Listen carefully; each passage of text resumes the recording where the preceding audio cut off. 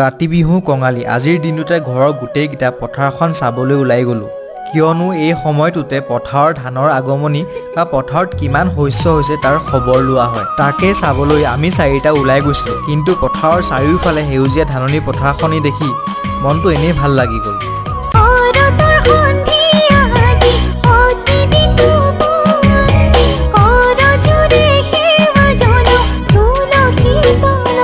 গধূলি ভঁৰালৰ আগত মায়ে চাকি এগছি জ্বলালে আৰু ভঁৰালত থকা শস্যক সেৱা জনাই আগন্তুক বছৰলৈও যাতে শস্য ফলপ্ৰসূ হয় তাৰ বাবে প্ৰাৰ্থনা কৰিলে শস্যৰ লগতে প্ৰত্যেকজন মানুহৰ জীৱনৰো কঙালী যাতে নোহোৱা হওক তাকে এই আপুৰুগীয়া বিহুটিত ভগৱানৰ ওচৰত কামনা কৰিলোঁ আৰু যদি ভিডিঅ'টো চাই ভাল পালে এটা ছাবস্ক্ৰাইব কৰি থৈ যাব বিহু বুলি